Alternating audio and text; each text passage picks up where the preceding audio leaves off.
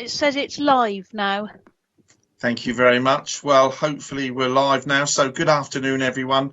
I'm Councillor David Fuller and I'm chair of this planning committee, and I want to welcome everyone here to this virtual planning committee meeting this afternoon. We are meeting virtually in response to the limitations placed on governance by the COVID-19 pandemic. This meeting is being broadcast to enable the press and the public to view this meeting. The officer will present the application, read out any written deputations received and confirm the recommendations for debate. To facilitate this meeting, I have exercised my discretion in accordance with the Constitution and suspended Standing Orders number 41A, and I'm allowing debate of items before the formal motion is made to this committee. Members are reminded to keep their videos on and indicate if they need to leave the proceedings at any point. Members are requested to keep their microphones on and mute, and only to turn these on when you're called to speak. This will limit, obviously, the amount of background noise.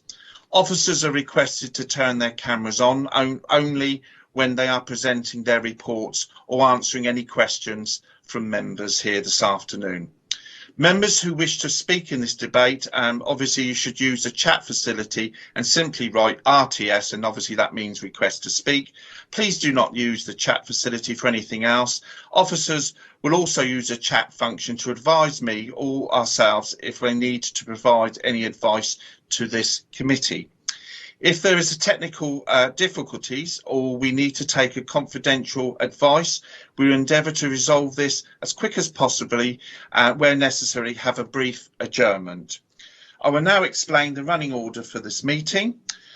Members will declare any interests, receive an update on planning matters, agree the minutes of the previous meeting, and then we'll determine each planning item. For each item, the planning officer will make a presentation of the application.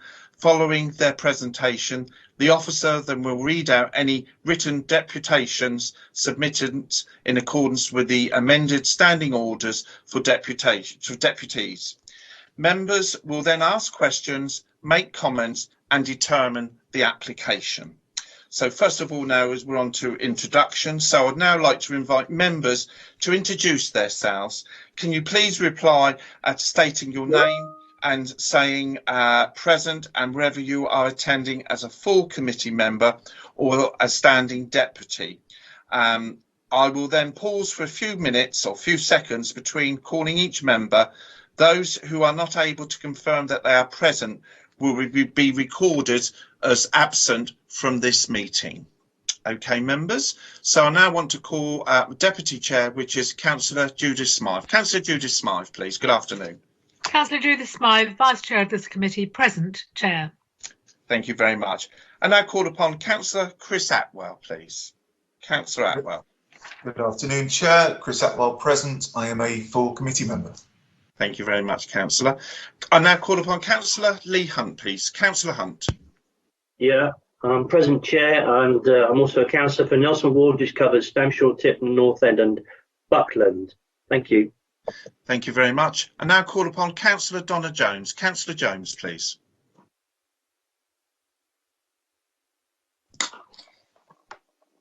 Thank you, Chair. Councillor Donna Jones, Conservative Group Leader, and I'm a full member of the committee. Thank you very much, Councillor Jones, and welcome. Councillor Terry Norton, please. Councillor Norton. Thank you, Chair. Councillor Terry Norton, present, and I'm also a full-time member of this committee. Thank you very much, Councillor, and welcome. Councillor Lynn Stagg, please. Councillor Stagg. Good afternoon, Chair. Councillor Lynn Stagg, full member of this committee, present. Thank you very much, Councillor, and welcome. Councillor Luke Stubbs, please. Councillor Stubbs. Luke Stubbs, present, and I'm also a full member. Thank you very much. Councillor Claire Oudie, please. Councillor Oudie, please. Councillor Claire Oudie here, and I'm a full member of the Planning Committee. Thank you very much, Councillor, and again, welcome to yourselves. Can I now ask the officers to confirm that they are present as follows? Ezzy Alcaldo, Head of Development Management. Good afternoon, Chair. I'm present. Thank you. Thank you. Simon Turner, who's the Development Management Lead. Simon. Thank you, Chairman. I am present, Simon Turner. Thank you. Rebecca Altman, who's the Principal Planning Officer.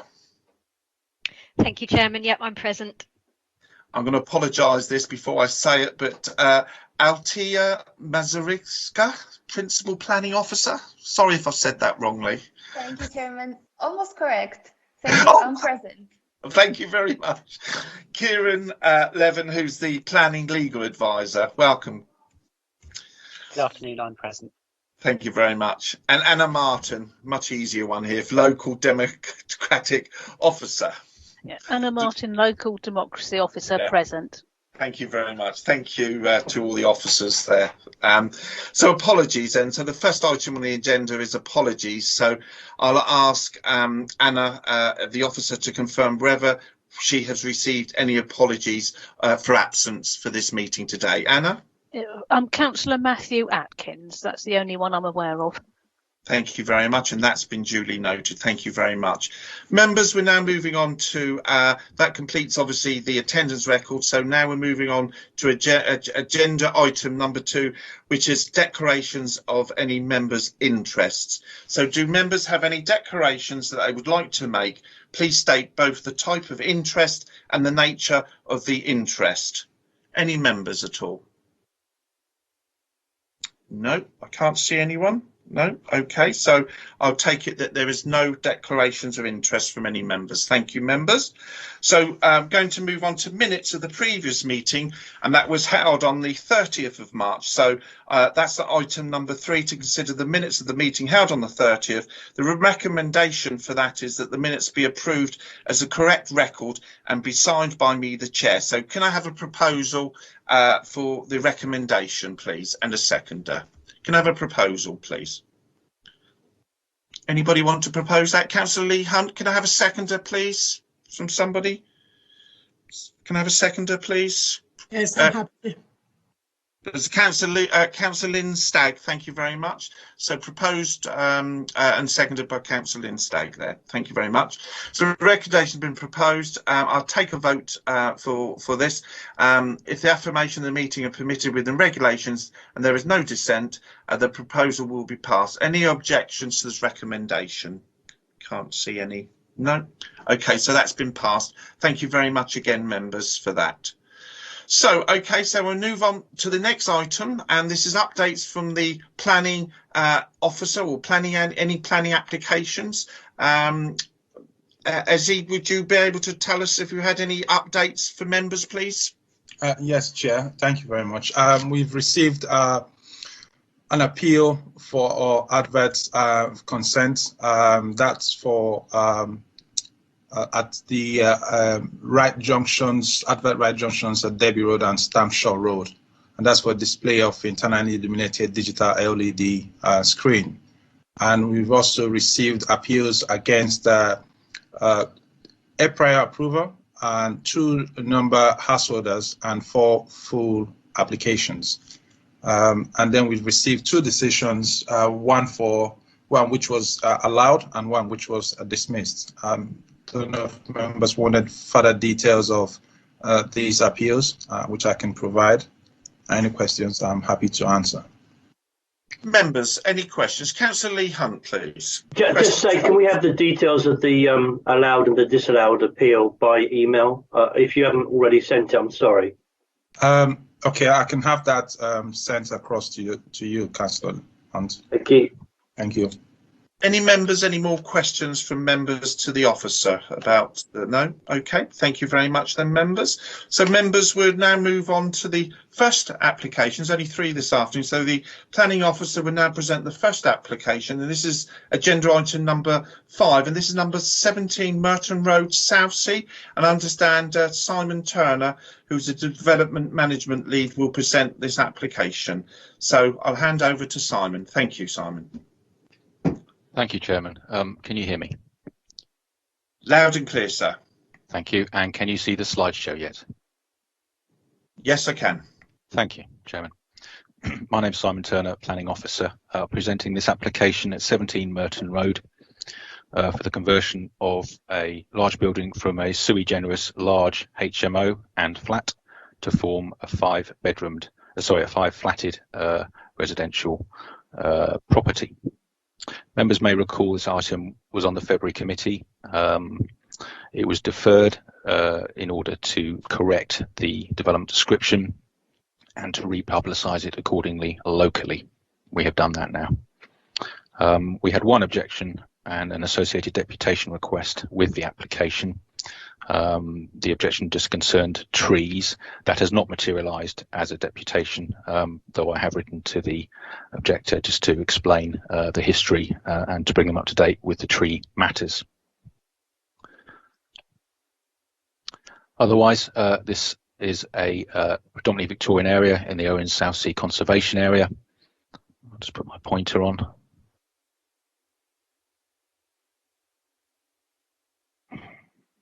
Sitting here at the eastern end of Merton Road. This is Victoria Road south to the east, and it sits, as it happens, between two 20th century flatted blocks, but otherwise the area is predominantly Victorian. There's the property. I think this is a photograph from a year or two ago.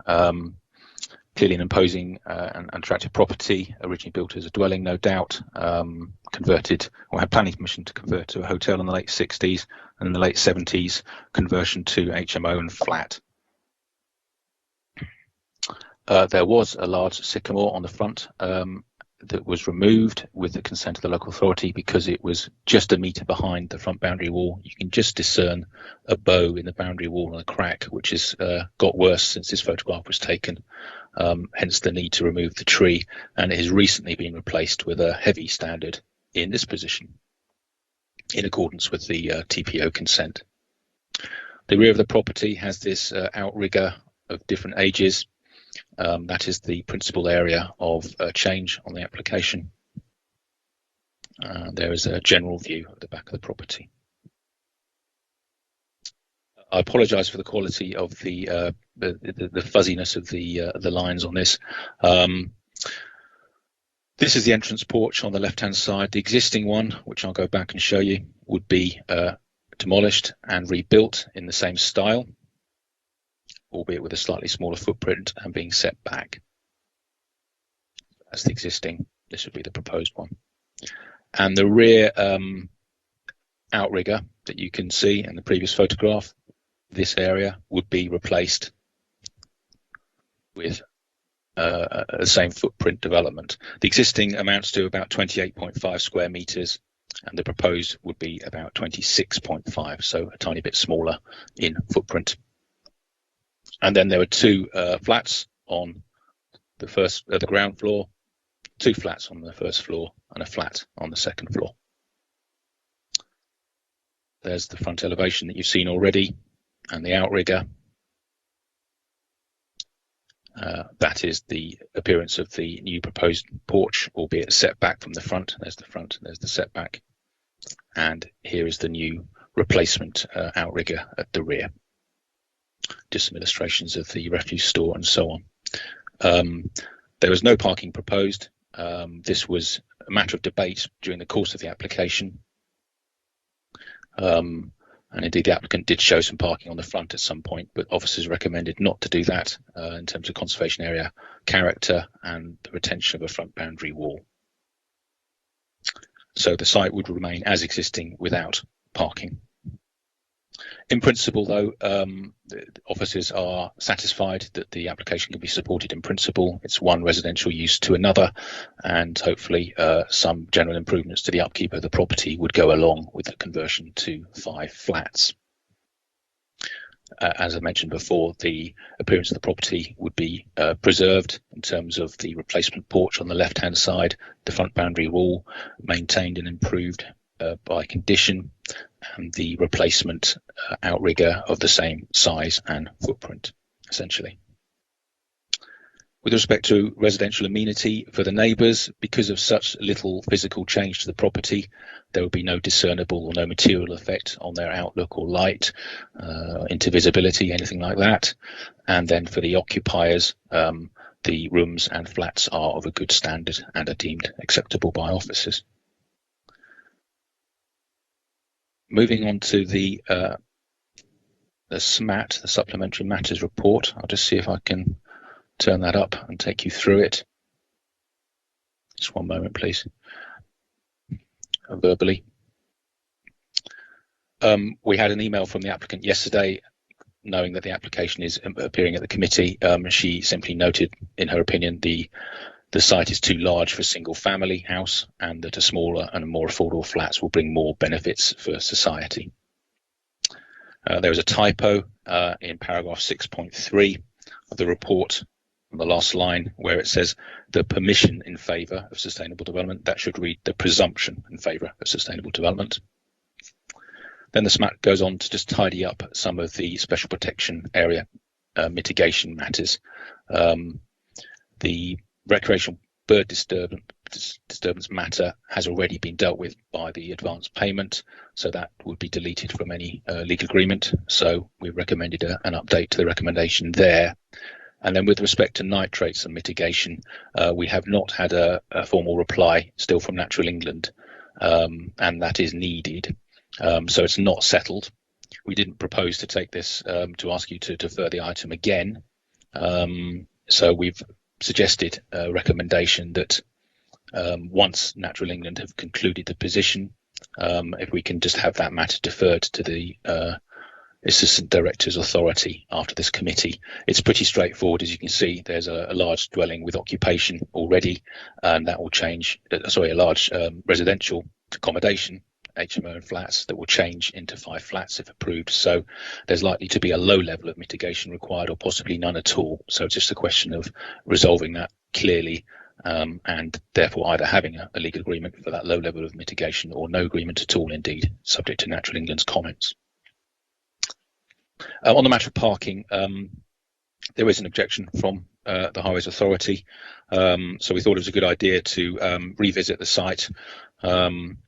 I've been out on 3 recent evenings, all evenings before work, in terms of people not being away, even during the pandemic, and also in term time. And I've walked up and down the street and done an estimation by eye of the on-street parking. So Merton Road intersects with Nelson Road, so I've gone up and down both of those two. They're close together, not particularly long roads. And the eastern half of Nelson Road has had 1 space available, and outside the application site, which is the eastern end of Merton Road, has had 3 to 12 spaces. Did I say Merton Road twice then? I'll start again. The eastern half of Nelson Road nearby has had 1 space available on street. The eastern half of Merton Road has between 3 and 12 spaces. The western half of Nelson Road has had 16 to 24 spaces available on street, and the western half of Merton Road has had 9 to 12 spaces available. The western half of Nelson Road has a particularly high number because most of the houses, properties are large with on-street parking, so less demand. And then St John's College backs on to Nelson Road, so there are no dropped curbs to get into the site, and less parking pressure because there are no occupiers of St John's College. So that, I think, explains why there's such good availability there. So we've noted the objection from the Highways Authority, but seeing the actual level of on-street parking availability in the area, we didn't wish to, we'd come to that conclusion anyway, but we certainly wouldn't wish to change the recommendation with respect to that. I think that's all. Thank you, Chairman. Thank you very much, Simon, for that presentation.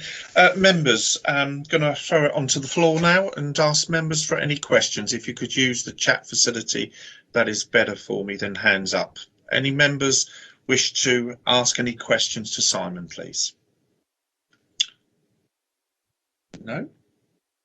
Nobody at all? Okay. Okay, so there's no questions, Simon, at the moment. So now I'm going to go over to comments then, please, members. Comments. Any members wish to have any comments, please? Yes. First one, Councillor Judith Smythe, please.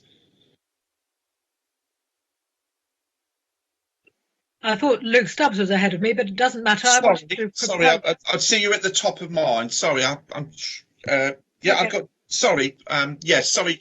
It came up on me chat that Councillor Luke Stubbs was before you, Councillor Judith Smith. So if that's okay, Councillor Stubbs, then please. Just trying to get it fair, Councillor Stubbs. I'm quite happy for Judith to speak before me, but alternatively, I'll just make my points, which is, look, you've got a large building here, which is, you know, it's not well maintained in these pictures. We've got a scheme here which ultimately should lead to an improvement.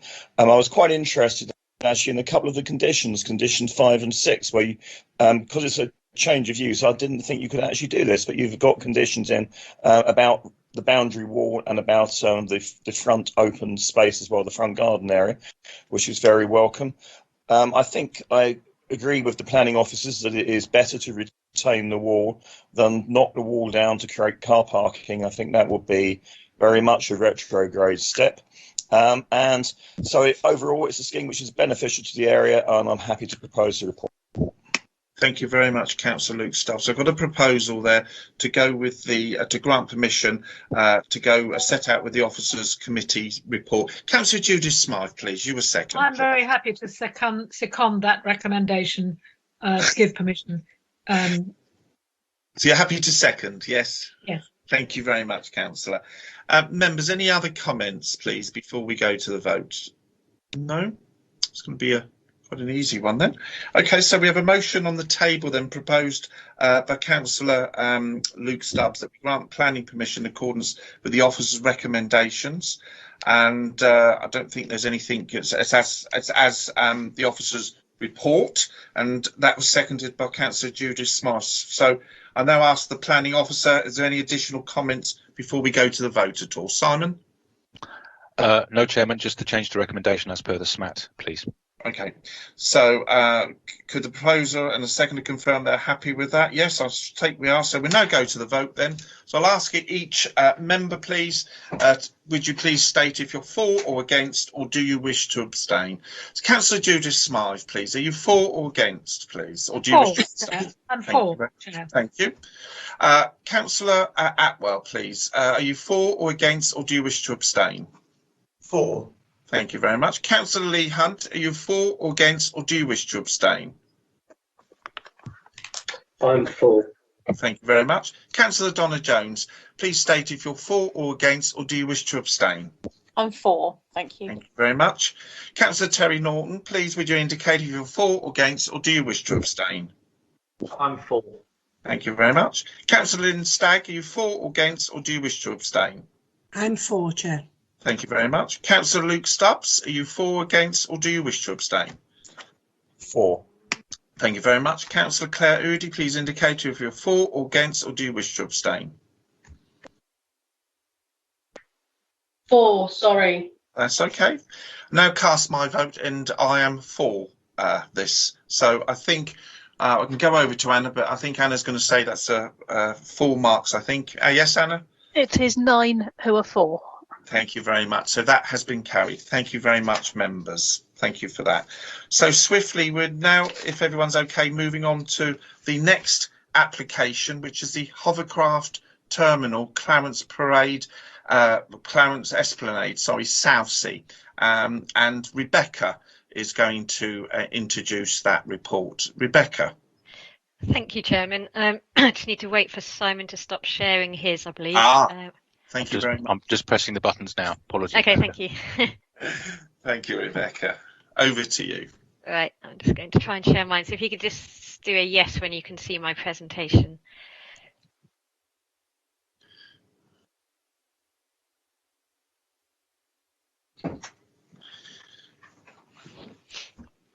We can see your big face there. Thank you. There we are. There we are. You've come there up. We are. Yeah. Yep. Okay. First of all, I'll just say you may have noted this supplementary matters that's come round. It includes the comments from the highway engineer. That's the only notable addition since publication of the report. Otherwise, we have had one letter of explaining that they want to make a deputation. So I'll be reading that out after I've done this presentation. Right. So the application relates to the area of beach, which is just behind the Hover Terminal building on Southsea Seafront. So I've got a longer distance view here. It's right next to the Clarence Pier and opposite the public toilets there and the sort of big road network.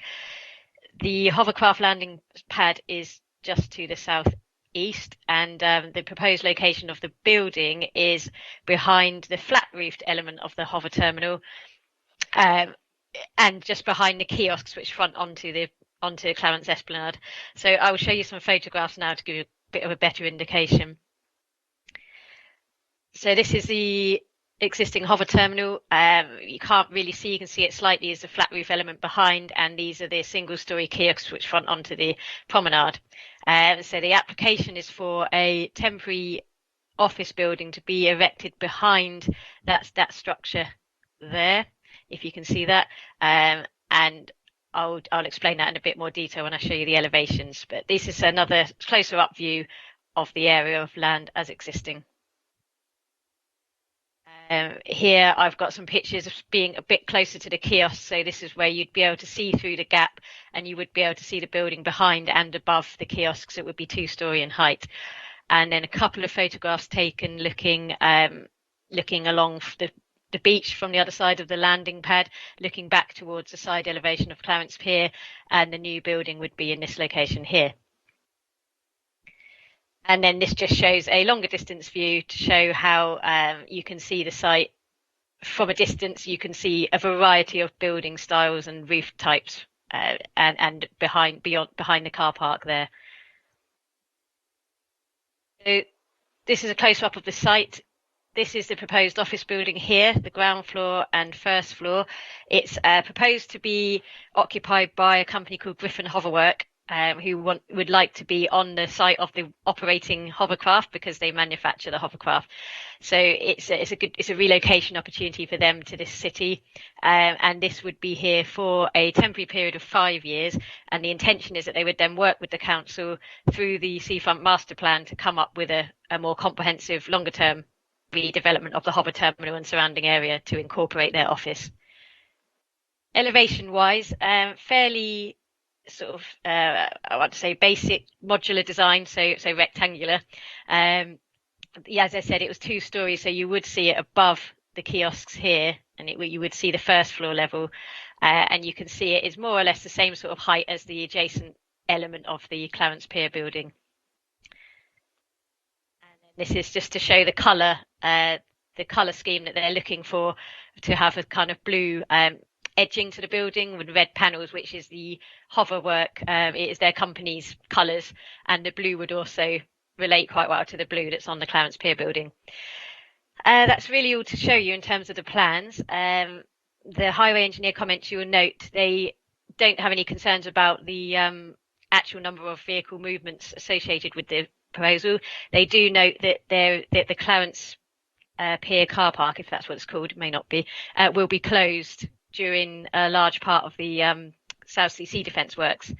And whilst that is, we do accept that point, it's felt that it is an accessible location. It's got bus routes. It's cycling distance to the station. So that loss of that parking in relation to this particular use isn't considered to be a significant concern, and there's no change to the officer's recommendation on that basis.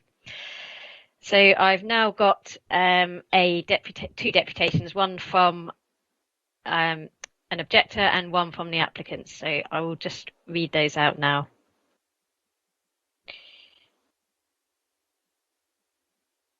Excuse me, I'll put that onto the other screen.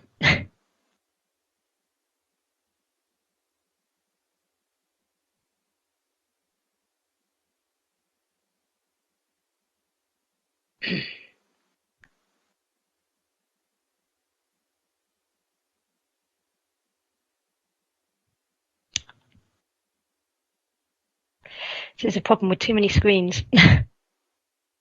Okay. This is a letter of objection from, or a deputation, should I say, from Jill Norman, who is from the Southsea Clarence Esplanade Pier. Further to receiving notice of the above planning application, we wish to make the following comments. We note that Hover Travel are seeking permission for an extension of their current facilities by way of a porter cabin block within a conservation area with no flood protection to the rear of the existing terminal building. Whilst in principle we have no objection to this, as it can hardly make it look any worse than it has done for the last 20 years, we believe that now is time for PCC to impose certain conditions to this application that should protect the neighbouring properties. As neighbouring property owners, the South Sea Clarence Esplanade Pier Company Limited, we are concerned that at no time has PCC ever considered or imposed conditions to protect our property, which has been grit blasted continually since the last time this company objected to the landing pad being enlarged to cater for the larger craft in 2006, despite making objections to the Environmental Health Officer. Since that time, an even larger craft has been permitted to operate with no protection or barriers in place to protect our business premises. Hover Travel have already acknowledged themselves that they have a problem by installing on our property warning signs. And at this point, I'm just going to show you a photograph that they've requested is shown. We also note that this application is to relocate employees from their Southampton offices, which will put even more pressure on an already overused car park by Hover Travel's customers. This, therefore, is not creating any additional jobs, just relocating existing ones.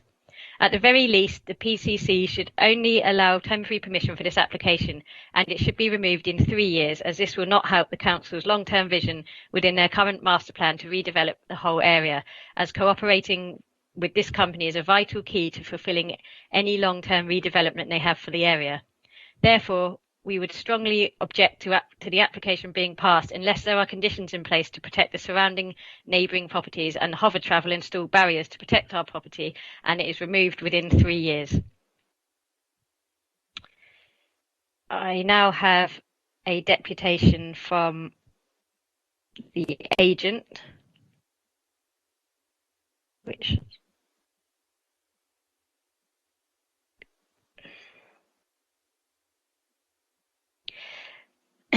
we have considered a deputation from the South Sea Clarence Esplanade Pier Company Limited. Our planning application seeks temporary planning permission for the relocation of office facilities from Southampton ahead of any potential future redevelopment of the Hover Travel site. The Pier Company's deputation raises a matter of sand and grit that is not related to the proposed temporary building. With respect to the parking and travel arrangements of our staff, the numbers are modest and will not materially affect demand on the car park opposite. We also note that there is an intention to add a condition requiring removal of the building by the 1st of May 2026. This is acceptable. However, reducing this to a 3-year period would make the proposal financially unviable in terms of the cost-benefit of the facility, and we would request that the proposed restriction of planning permission to a 5-year duration is agreed. We have detailed our case for this temporary consent in our application and articulated the benefits that locating the proposed building on this site will bring. We hope that the Planning Committee will support our proposal and the activities associated with it and accept the Office's recommendation that permission be granted. And that was from Griffin Hoverwork. Thank you. That's the end of the deputations. Thank you very much. That's the end of the presentation as well, I take it. Okay, then. So lovely. Thank you very much. So, members, you've heard from Rebecca there. Can we got any questions, please? Yes, Councillor Lee Hunt, please. Questions, please, to Rebecca. Thank you. Hi, Rebecca. Thank you for the presentation. What is the argument then for reducing the temporary permission to 3 years? What's the logic about that? Are you aware or whatever?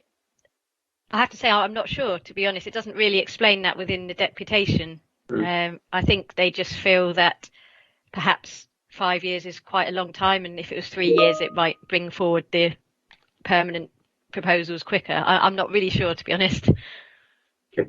And secondly then, about the grit flying up and grit blasting the fun fair buildings, it does seem a bit harsh that happens. I presume they have to suffer the cost of repairing it. Is there anything that can be done? I know what Griffin say, but is there anything that can be done or not? Not under this application, because it wouldn't be. This application has no relation to the actual operation of the hovercraft and doesn't change any of its. It doesn't change the frequency or the amount or type of hovercraft being used. So we couldn't we couldn't justify a condition under this particular application. And not wishing to steal Councillor Stagg's thunder, has there been any travel to work plan looked at here? If it's in the report, I'm sorry. No, they've just made the point that it is a well-served site by public transport, and their staff would be encouraged to use sustainable means of transport. But there is no formal travel plan as such, and it's not something we would normally require for an office of this size. Thank you. Councillor Lynn Stagg, please. Questions to Rebecca, please. Thank you, Chair. It's not a question about transport, actually, strangely enough. But has there been any investigation into the effect of the building, possible effect of the building, on the movement of beach material?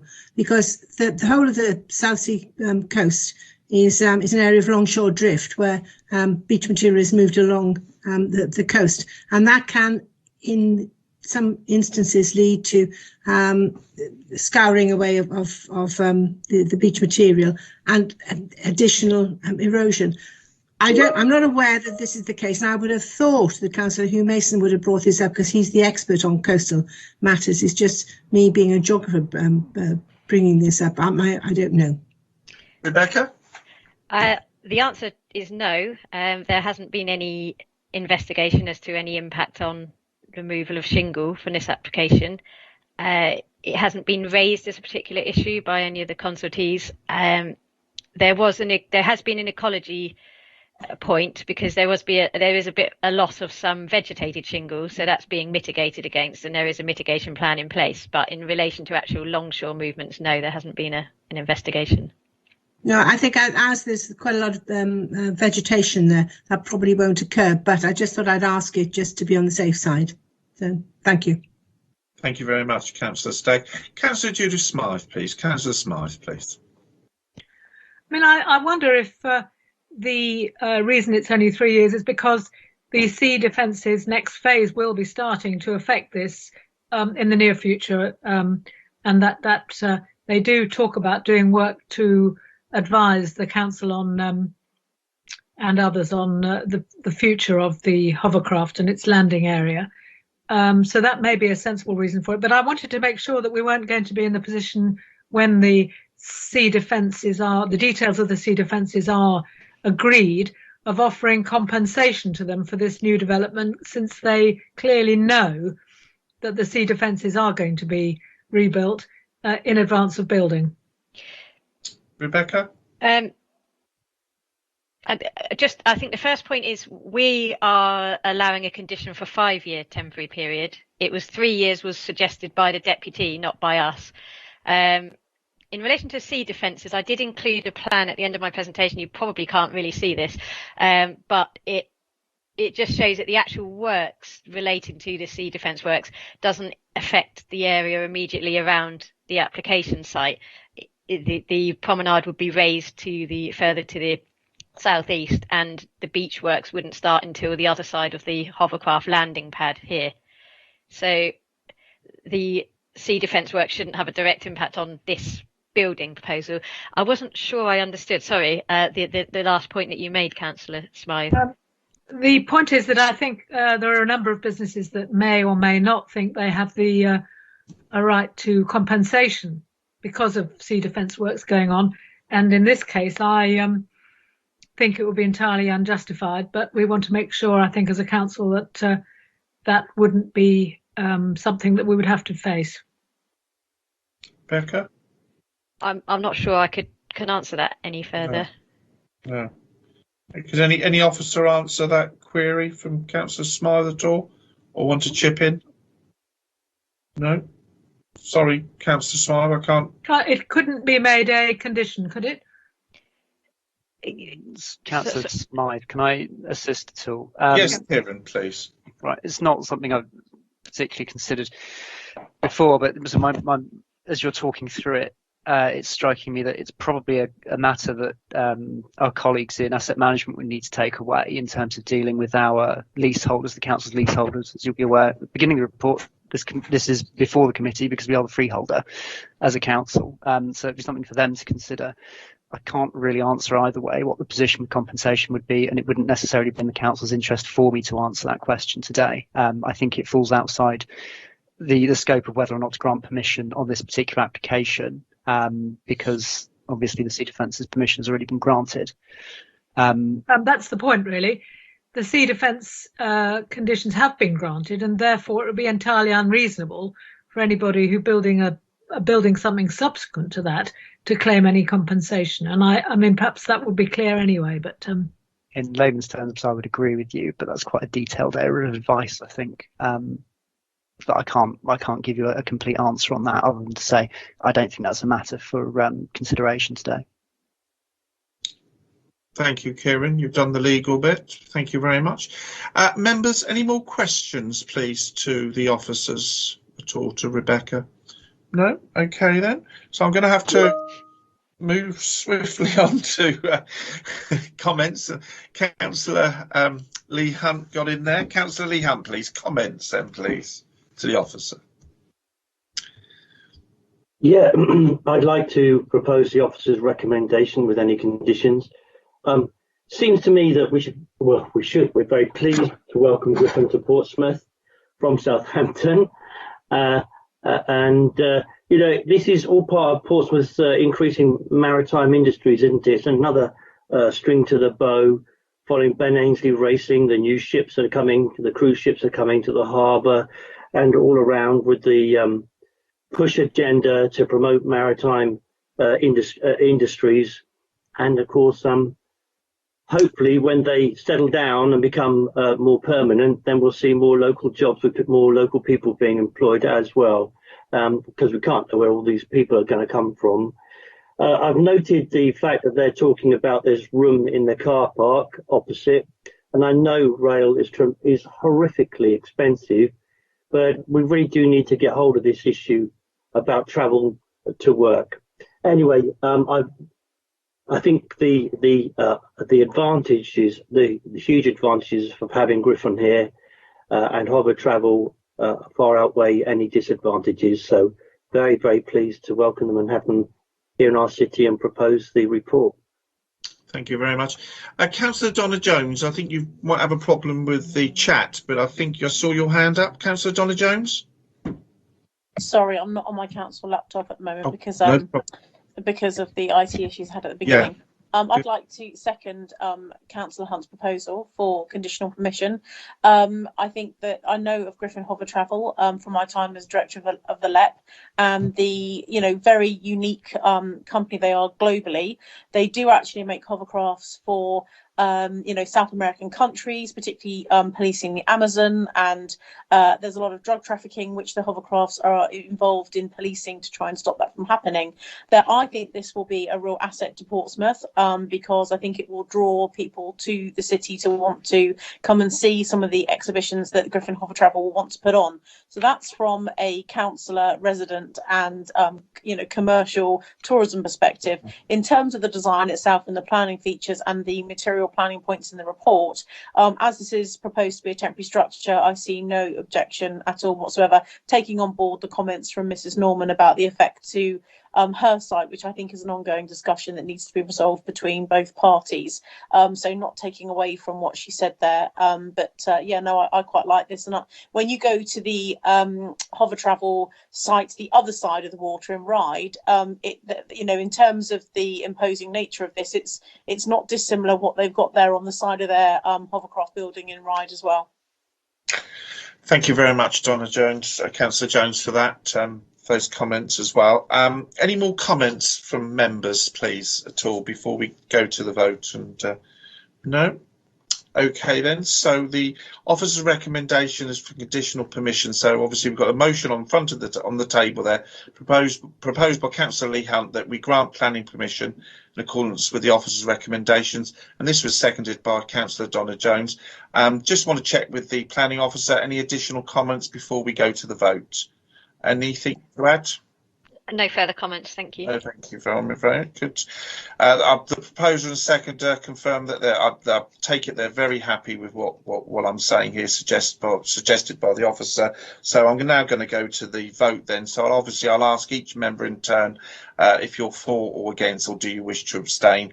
Councillor Judith Smythe, please. Are you for or against, or do you wish to abstain, please? I'm for, Chair. Thank you very much. Councillor Atwell, please. Are you for or against, or do you wish to abstain? I'm for, Chair. Thank you very much. Councillor Lee Hunt, for or against, or do you wish to abstain? For, thank you. Thank you very much. Councillor Donna Jones, for or against, or do you wish to abstain? For, Chair.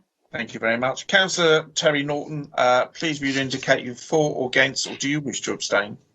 I'm for, Chair. Thank you very much. Councillor Lynn Stagg, please indicate you're for or against the motion, or do you wish to abstain? For, Chair. Thank you very much. Councillor Luke Stubbs, please indicate if you're for or against, or do you wish to abstain? For. Thank you very much. Councillor Claire Udy, please would you indicate if you're for or against the motion, or do you wish to abstain? For. Thank you very much. And I cast my own vote, and it's unanimous. Yes, I'm for it in front of us. So just for Anna, it's 9 out of 9, I take it, Anna? But it's 9 who are for the proposal. Okay, so that has been carried then, members. Thank you again very much, and thank you also for your comments as well. So we're now moving on, I think, to the last application this afternoon, and this is the James Callahan Drive access road to the research establishment Portsmouth, and I think it's Alta. Can I call you Alta? Is that okay? Arita is going to introduce this. Over to yourself. Thank you, Chairman. Can I just confirm that you can see my presentation now? Yes. And you can hear me well as well? Yes. Thank you, Chairman. Good afternoon, councillors. The final item on the agenda today is a prior approval application related to a site located in Portsdown Hill. The application site includes vehicular access onto James Callahan Drive and also access road, which runs roughly northwards within the actual site. And then it runs north onto Winchester City Council's area and into the wider site where the main proposed development is considered or proposed.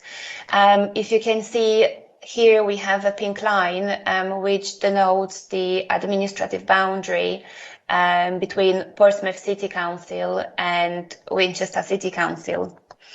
The development includes a new block of flats, 27 flats, to be located, as I said, in Winchester City Council's area. So this proposal is considered by Winchester. Portsmouth City Council can only make a determination in relation to the development which is located in Portsmouth, and that includes the vehicular access and the access road within the site. In addition, because this submission is a prior approval application rather than a planning application for planning permission, the scope of material consideration is narrower, and for this local planning authority includes transportation and highway impacts of the proposed development. And just to very quickly remind, Class ZE is a new class which was brought into effect last year, and it in effect grants planning permission for demolition of certain detached buildings and the construction of new buildings, including detached blocks of flats. This is subject to many conditions, limitations, restrictions, and one of the conditions includes submitting a prior approval application. I will now show a couple of photographs and aerial photograph to introduce the application site. So we have James Callahan Drive running west-east. This is the site located in Winchester, and the long access road running onto James Callahan Drive. We have Paulsgrove Chalk Pit just to the south of James Callahan Drive, and Paulsgrove residential development further south. This photograph shows the vehicular access located just in between two guard huts, and the access to the site would run behind this guard here, just here to the side, as I said, roughly to the north. Here, this photograph shows the access road at the raised level onto the site.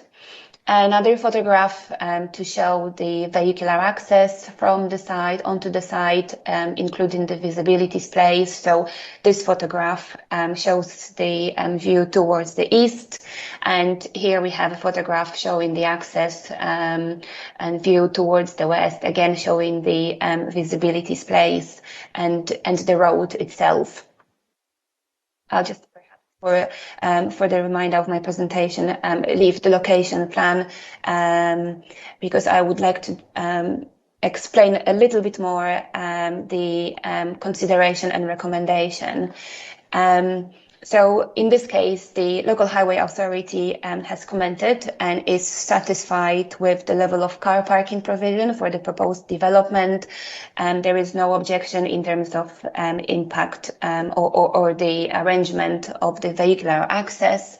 And also there is no concern over the level of trips generated by the proposal and its impact on the wider highway network in Portsmouth. However, there is an objection on the basis that the application site is not located in a sustainable location, and namely that the site is not connected to any local facilities and services or public transport network, and that the prospective residents would have to rely on a private car. The authority further objects on the basis that James Callahan Drive doesn't have any street lighting or provision for cyclists and pedestrians, and so the residents would be put at risk if they wish to walk or cycle onto the road, on the road. In response to that, officers would like to note that the application is not an application for planning permission, but it's a prior approval notification where matters related to sustainability of location cannot be considered. Therefore, the fact that the site is located in a remote location doesn't give ground to refuse this submission. Turning to pedestrian safety, officers note that the site is located in excess of 2 miles walk to the nearest local services and facilities in Cosham. Therefore, it's very unlikely that the residents would choose to walk or cycle there. The distance in itself is in excess of planning guidelines for how far people would like to walk or could be willing or could be expected to walk. The guidance is that this distance is around 800 meters.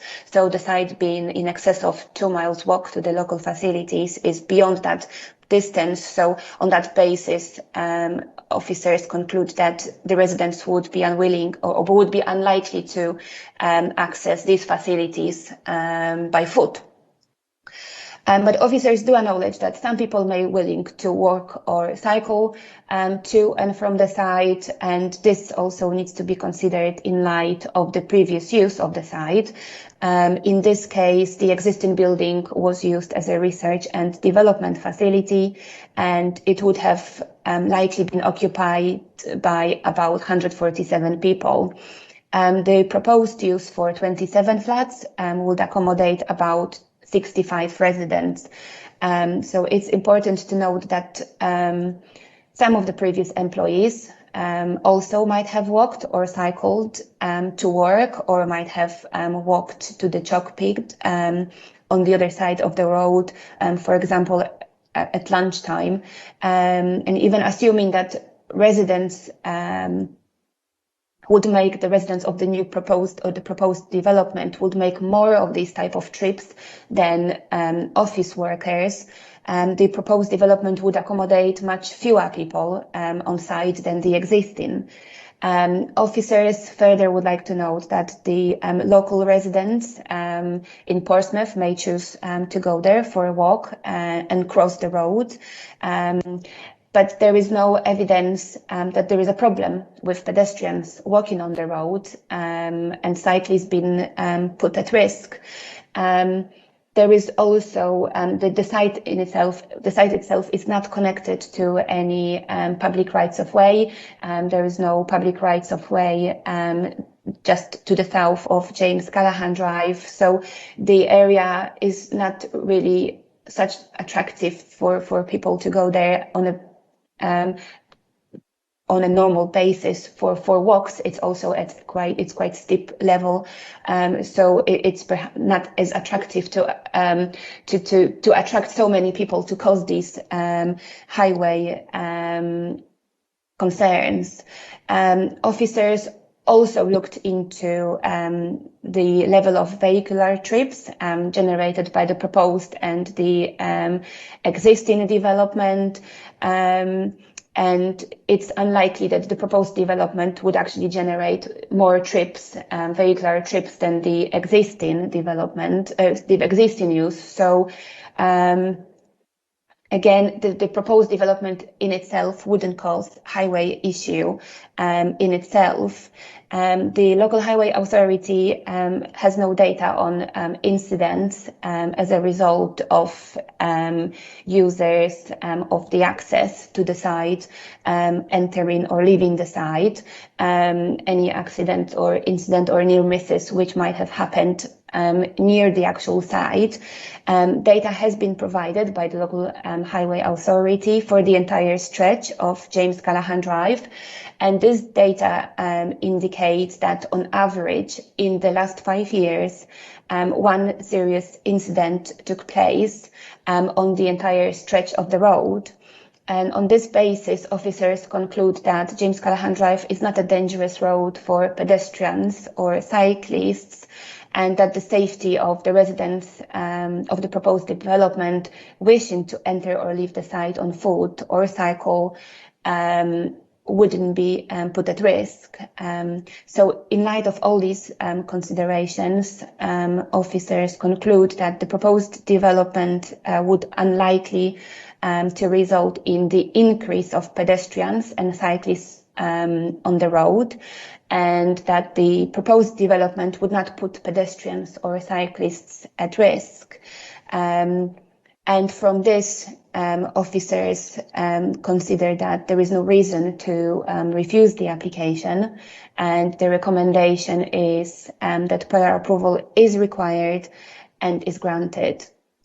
I'll just very quickly turn to the updates. I have mentioned most of the points from the updates in my presentation, and I just wanted to clarify the recommendation. This is just purely wording and comes from the legislation.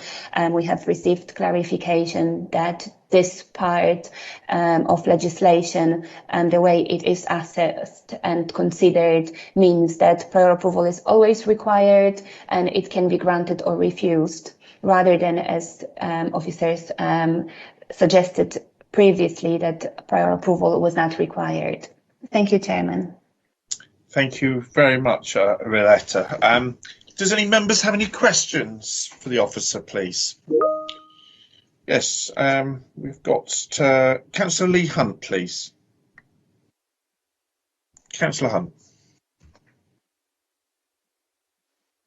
Thank you, Aletta, for the presentation. Are we able to go back to the geographical bird's eye view? What is the room along there, Aletta, for a shared cycle and footpath off the road? Is there room from here going each way? There is and there isn't. There are parts which have on the road have lay-bys, so you can see one here, and there is actually one on the other side. This is the I think it used to be used as a bus stop, a lay-by, which you can see it's here. Yeah. You can't really see it very clearly, but there is no curb. The actual curb turns here, and there is no drop curb in this area here, and then there is the lay-by on the other side, and there is a similar situation on the other side of the access. But I wouldn't say that on James Callaghan Drive there is capacity for a cycle lane or for a pedestrian footpath. Yeah, I'm talking about off the road. I mean, I don't know how far, I don't know what the property is that they're acquiring, but all the way along there seems to be space off the road on the north side, between the fencing and the verge, or behind the fencing, to create shared cycle and footpath. We've got when Arelenta answers that, we've got Peter who wants to come in. I'm not sure who's the best one for this.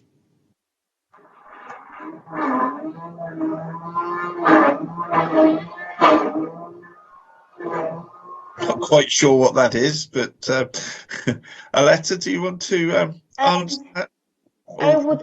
I would probably say the question is that even if there was a capacity to create somewhere here, to create footpath or a cycle lane, the question is whether requesting for this provision would be proportionate to the proposed development, whether if it was an application for planning permission to create 27 flats, whether us requesting for this provision, whether this would be, like I say, proportionate, and whether we could justify such a requirement. My initial thought is that probably it's not proportionate to that proposed development.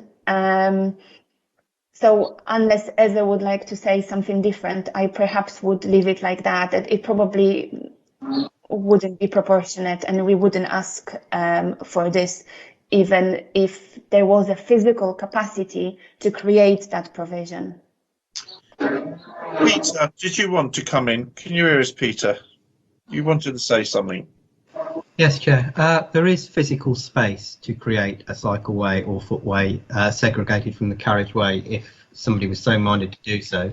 There isn't really opportunity to tie it into anything, though. It could easily be a route to nowhere. Yes. I would agree with our letter. It seems disproportionate given the scale of the development. My view differs from that of the planning officer with regard to the safety of the road and the issues that would arise. There are footpaths opposite on the south side, albeit not public rights of way, that people may seek to access from the site. And I'd be expecting about a 30% increase in pedestrian movement from this residential use compared to the historic office use. But that's something for you to consider in the balance. Thank you, Peter. Councillor Hunt, did you want to come back on anything what you just heard? Peter's, I have to be upfront about this. I have concerns about the road. I've listened about the lack of incidents along the road, but we're going to have, and I accept what all that happened before, but people do drive pretty speedily on there, and perhaps the only reason that they don't have accidents is nothing's coming out of that junction anymore.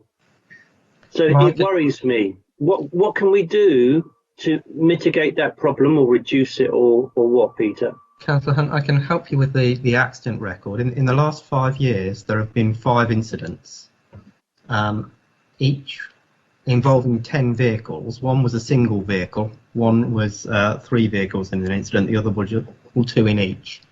They resulted in 3 slight injuries and 3 serious casualties. All of the 6 needed to go to hospital. That was the length of James Callaghan Drive from between the roundabouts at either end. One of those incidents was pretty close to this access, but none of them were relating to vehicles moving on or off the highway. There were people overtaking where they shouldn't be when somebody else is coming the other way, or going too fast and losing control. They were all indicative of excessive speed on the road. and I am concerned for the safety of any increase in pedestrian or cycling movement there, given that we've got no alternative facility for them. And what's the speed limit along there, Peter? I think it's de-restricted. Yeah, 60, isn't it? Yeah. Ezzy, you wanted to come in on this, and then I'm going to go to Simon Turner and then come back to Peter. So, Ezzy, you wanted to say something? Yes, thank you, Chair. I just wanted to draw the attention of members that the issue here is the exits and egress from this access point, which we have approved as a local planning authority maybe many years ago. Then the issue again that arises is what be the data that we have since this access point had been approved and had been in use, active use. And then we need to consider what is the significant increase in terms of movement that would result into impact on highway safety. The other question, the other input I wish to make is just touching on what Alette has touched upon, is that it would not be proportionate in terms of additional asking for cycle pathway and otherwise. I think the issue about crossing and how people assess this point is, again, is considering behavioral patterns. The local center where people would probably need to go to, again, the nature of access to this site when it was in the previous use or in current use at the moment, because that is being changed now, which was an office. People would have been accessing it via cyclists would have been coming in to walk, be living there, lunchtime, would be going out and otherwise. So if we have no data or there's no data reported of any issues, then the point is what has significantly increased as to raise any hairs there, red flags in terms of there being any impacts on highway safety. And I do believe this stretch of the road is probably between 30 and 40 miles per hour. We can't control stupidity, but we have put the issues in terms of speed limits on the road, and the county council has done that. It will now be for people to decide how they want to use the road. One other thing that is very important, members, if I might draw attention, is the level of visibility space, which means that if someone is coming out here and looking at the direction on both sides, east and west, and considering that speed limit, how likelihood is that whether it's a cyclist or whether it's a pedestrian to be struck or to cause highway safety issues. So if I might just leave that there for now, Councillor. Thank you very much. I'm going to ask Simon and then Peter. Then I'm going to go over to Councillor Jones because I saw her hand up as well. Simon Turner, did you want to say something? Thank you, Chairman. Yes, just on the speed limit, I looked earlier. It seems to be 40 miles an hour on that stretch of road. It changes just to the west as you approach the mini roundabout further west, but the main stretch of road is 40 miles an hour as far as I could see from Street View. Peter, did you want to say something? Yeah, no, happy to confirm the stretch at this frontage is 40 miles an hour. In terms of the comparison with the previous use of the site, we only look at accident records for the last 5 years. That site hasn't been operating very much at all in that period. So it's difficult to draw a comparison between that and the proposal and say there's been no issue during the last 5 years or so, because the site hasn't practically been operating during that period. There are, if I quickly share a screen with you, hopefully this will work. Are you seeing that? Yes. We have got footways running from the north, from the road to the south, that people are obviously using to access either the chalk pits or coming down into Paul's Grove. I don't think it's at all unlikely or unreasonable to expect a significant or a proportion of future residents on this site.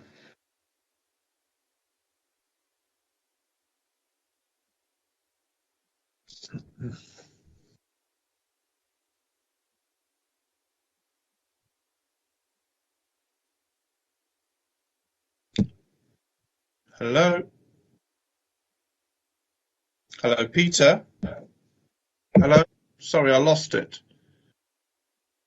Hello? Hello, Peter? Hello?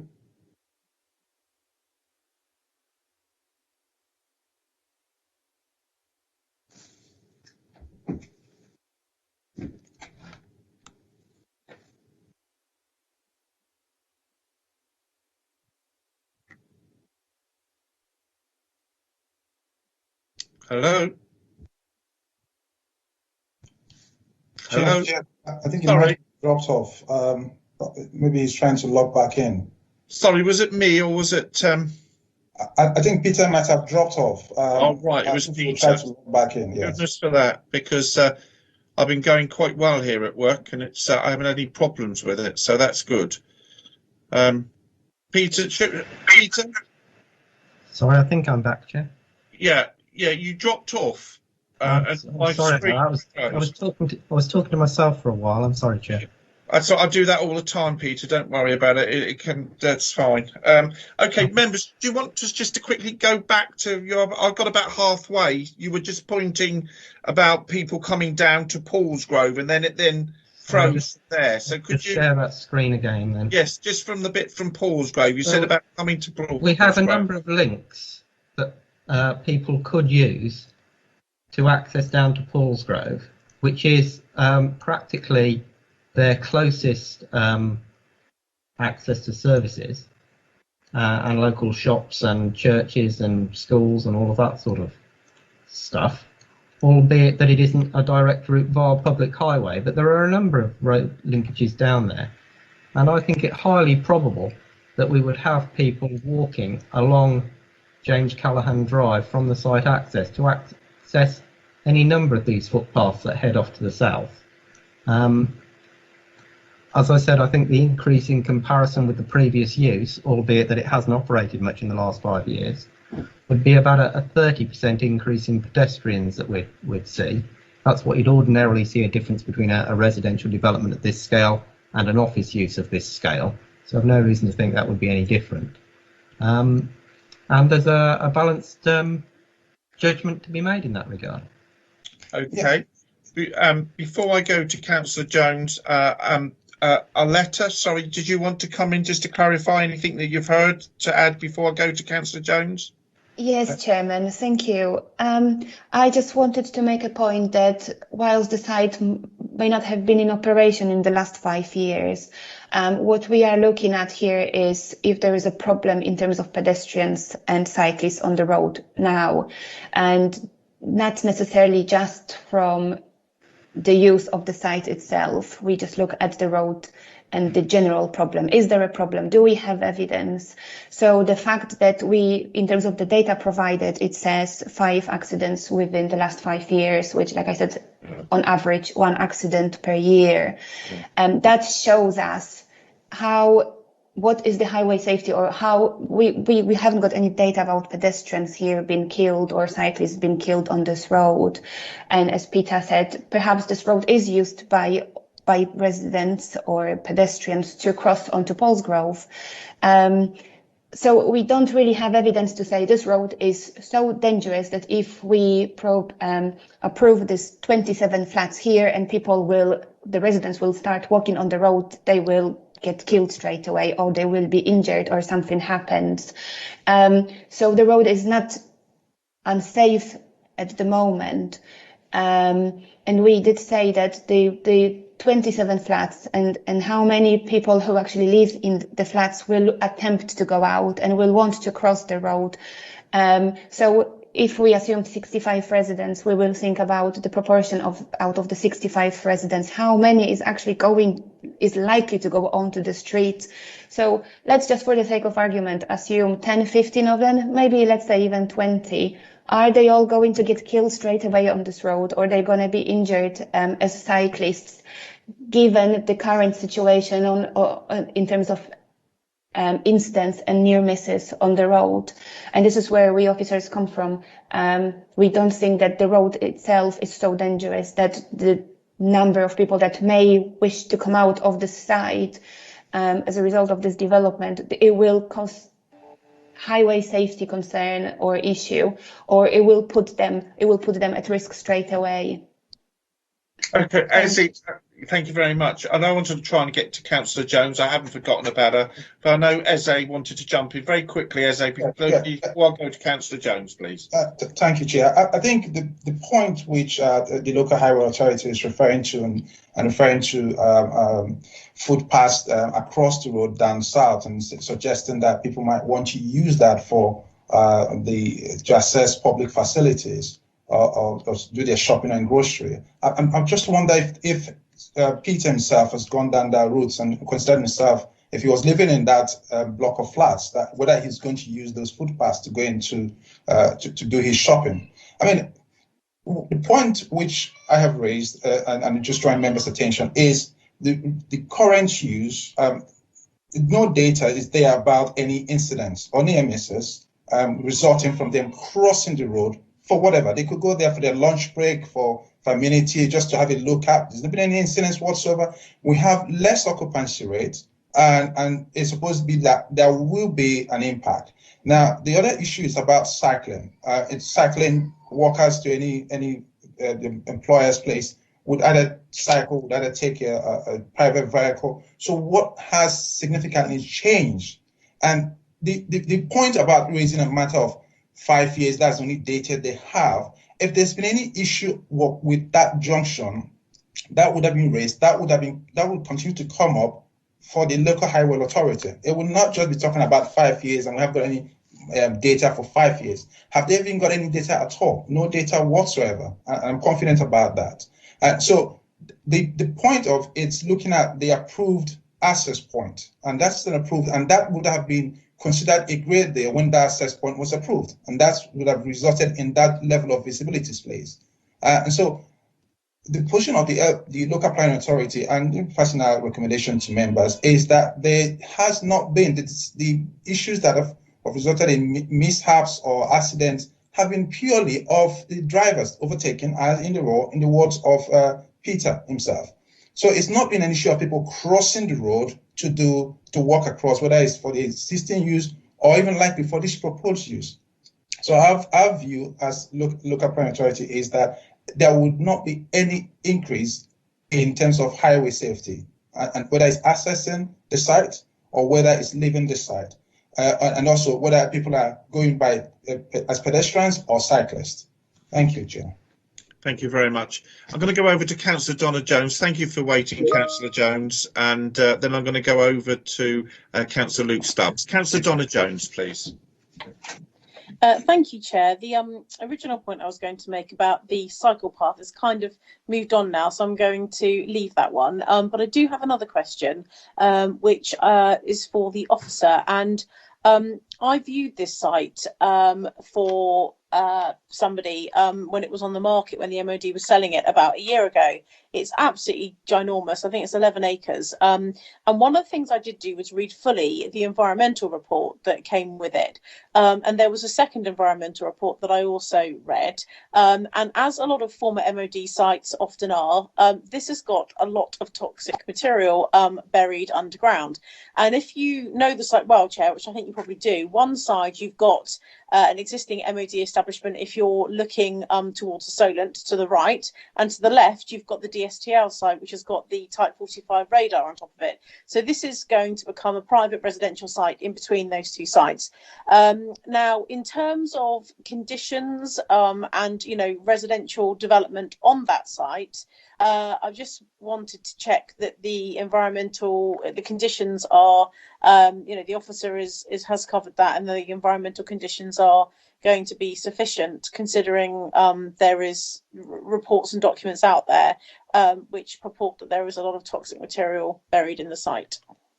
Aletta, I think that's one for you first of all. I know a couple of officers want to get in as well. Aletta, did you want to? Yes, Chairman, thank you. Yes, I can clarify that the land contamination is known to Winchester City Council and they will consider it. I know that further information was requested and I think they're now waiting for their contaminated land team to comment on it. But because the building is located in Winchester City Council area, they will consider it and they will impose any relevant conditions. However, Councillor, if you wish to make a representation, you can make a representation to Winchester City Council and request that they take this into consideration. But like I say, from my correspondence with the planning officer from Winchester City Council, I know that they are considering it. That's great. Thank you. Thank you. Peter, you wanted to come in, and then Ezzy, and then Councillor Luke Stubbs. So Peter, quickly. Thank you, Chair. We were talking about what the accident record looked like, and I explained that we'd only looked over a 5-year period because that was what we typically do.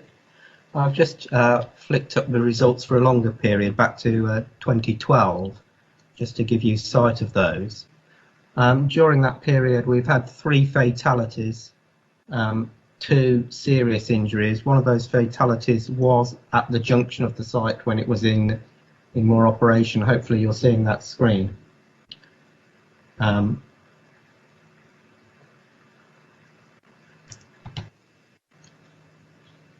Oh, I disappeared again. No, we can hear you. Brilliant. Hopefully you're seeing the screen. So the yellow boxes would be, we won one in 2014 involving 2 vehicles, 1 casualty. But we've got one here, 2000, a death. We've got one there, 2015, a fatality. We've got serious injuries here. When there are people using this road in any number, we get incidents. And it would be to misrepresent the case to say that when the site hasn't been operating during the last 5 years, we're not seeing incidents and therefore the road's fundamentally safe. That would not be my view and not the advice the Highway Authority would give you. Thank you very much. Ezzy, did you want to come in before I go to Councillor Stubbs? Yes, Councillor, and this is the first time the LPA is having sight of this. I think it still comes down to what had led to these accidents, which the local highway authority is referring to. And I put it across to them that it's primarily due to driver's decision to overtake, which would be what would be the issue here. It might be good if the highway authority could expand on each of those that they hover around with the reports that are attached to the incidents that have been reported on that. So you can see the stretch there, and the same thing with other bits of roads points along the James Callahan Drive. So it might be what I'm putting across is it is nothing to do with pedestrians crossing the road or using the road. It's nothing to do with cyclists using the road. It's more to do with drivers overtaking and drivers' decision. I know Councillor Lee Hunt wants to come in, but Councillor Luke Stubbs has been quiet there. So can I come into Councillor Luke Stubbs and then go to Councillor Hunt, please? Councillor Stubbs? Yeah, the question on a different matter. So when this facility was operating as an office, there must have been a right turn for traffic heading westbound to enter the site. So physically the road must be wide enough for that, and presumably it was all painted out back when the site closed down. Is there any intention to reinstate that, bearing in mind this is not a planning application, so perhaps we don't have the power, but is there any if this was a planning application, we'd be talking perhaps about conditioning that so they pay the cost for reinstating that access if it's required. Is there any way we can do that as part of this proposal, or is this unfortunately going to be a cost if it needs to be done that will fall on the council? Arletta, I think that's down to you. Thank you, Chairman. Yes, we could attach Section 106 agreement to this application. But again, whether this will be proportionate, I think this is something we would have to consider further. Okay. Councillor Lee Hunt. Sorry to keep you waiting, Councillor Hunt. Councillor Hunt.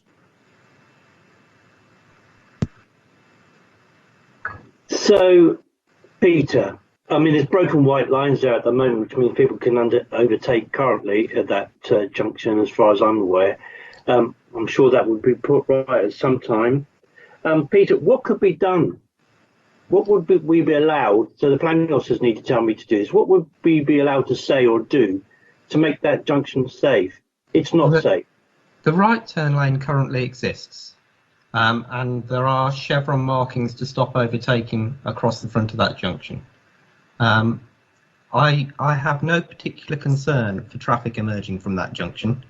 The visibility display is good. There's no reason to have concern for the traffic movement. My only concern is for cyclists and pedestrians walking alongside that road, be it in the carriageway or on the verge, given that there's no other facility for them, and the likelihood of them crossing to access that space to the south.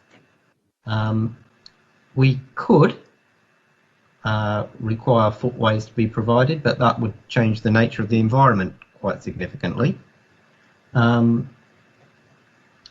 There's clearly a professional difference between the Highway Authority and the Planning Authority on whether or not this is a safe environment for this sort of development.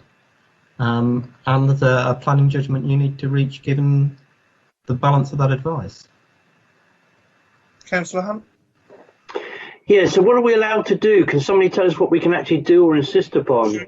Should we ask legal if, I mean, for me, my view is that, you know, they have to demonstrate that there is a problem there. But I mean, legal, can you sort of advise us or if we can add anything or not to this?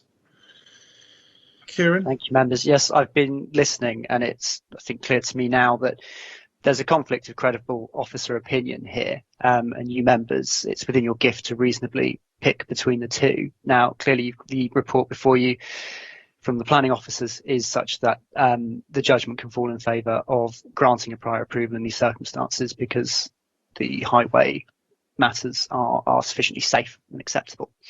But that is not to say that you could not, and I would probably look to Peter Howard to assist members in reaching appropriate reasons to refuse prior approval if that's the direction of travel you're interested in going in. But can I ask very quick? So this is a prior approval. I mean, can we put conditions on? Can we insist that the junction be made safe if they want to develop it? What are our powers to do something about putting in a cycleway or attach a condition that a shared cycle or footpath should? So I notice there's a P&R down there, but that's to the hospital, isn't it? But that joins up with bus stops. Kieran? So this area of permitted development, sorry, prior approval, is unusual in that you can apply conditions. However, you've heard unanimous officer views that in terms of imposing a footway by condition, that won't be proportionate. That seems perfectly reasonable to me. You've also heard in terms of the right turn that that's unnecessary because there's already a right turn. So I'm not clear at this stage what any conditions or indeed Section 106 obligations, as a letter suggested, would be imposed or why, but happy to discuss. Thank you, Kieran. Councillor Lindstag, we can always come back to other members. Councillor Lindstag, do you want to open up the debate?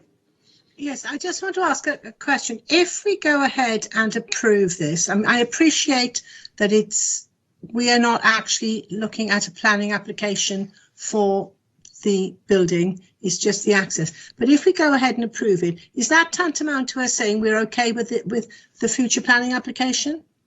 I know we don't have to make that decision, but are we giving the go ahead to Hampshire County Council or whoever makes the decision? Because if we have, see, from my point of view, I have serious concerns about this.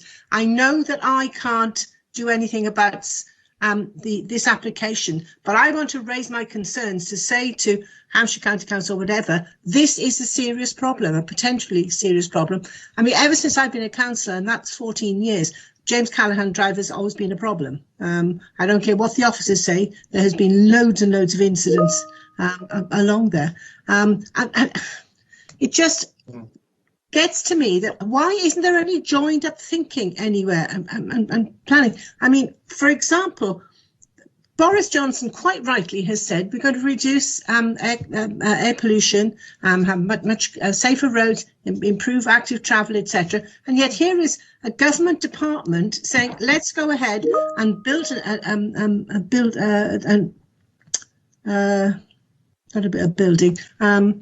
build a site which has got no public transport access. It's just only cars. So it's actually going against what the Prime Minister himself is saying. So it's joined up thinking, and it's the same with our officers here, because you've looked at the access bit, but not looked at the incidence of problems all along that stretch of road, and particularly outside that access road.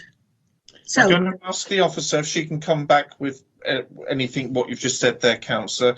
Basically, what I'm saying is, if we say yes, this is okay, is that tantamount to saying yes, this is an okay application? Go ahead and do it. Aletta? Through you, Chairman. Yes, thank you. So as I mentioned at the beginning of my presentation, the actual building is within Winchester City Council's area. So they look into it.